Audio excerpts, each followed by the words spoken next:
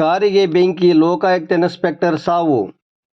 ಧಾರವಾಡ ಜಿಲ್ಲೆ ಅಣ್ಣಿಗೇರಿ ತಾಲೂಕಿನ ಭದ್ರಾಪುರ ಬಳಿಯ ಹರೇರಾ ಸೇತುವೆ ಸಮೀಪ ಶುಕ್ರವಾರ ಕಾರು ರಸ್ತೆ ವಿಭಜಕಕ್ಕೆ ಡಿಕ್ಕಿಯಾಗಿ ಬೆಂಕಿ ಹೊತ್ತಿಕೊಂಡಿದ್ದು, ಕಾರಿನಲ್ಲಿದ್ದ ಹಾವೇರಿ ಲೋಕಾಯುಕ್ತ ಪೊಲೀಸ್ ಇನ್ಸ್ಪೆಕ್ಟರ್ ಪಂಚಾಕ್ಷರಿ ಸಾಲಿಮಠ ಸಾವಿಗೀಡಾಗಿದ್ದಾರೆ.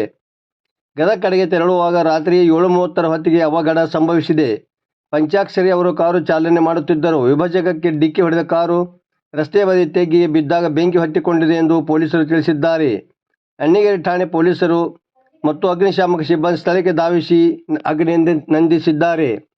ವರದಿ ನಾಗರಾಜ್ ಅಣಿಗೆ, ಪ್ರಜಾಧ್ವನಿ, ಲಕ್ಷ್ಮೇಶ್ವರ. ಗಾಡಿಗೆ ಬೆಂಕಿ ಹತ್ತದನ್ರಿ, ಯಾರು ಅದಾರಂತನ್ರಿ ಅದ್ರೊಳಗೆ?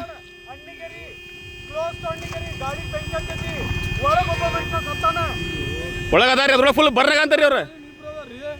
ಇಬ್ರು ಅದಾರ, ಈ ಕಡೆ ಒಬ್ಬರು ಆ ಕಡೆ ಒಬ್ಬರು ಅದಾರ ನೋಡ್ರಿ ಇಲ್ಲಿ.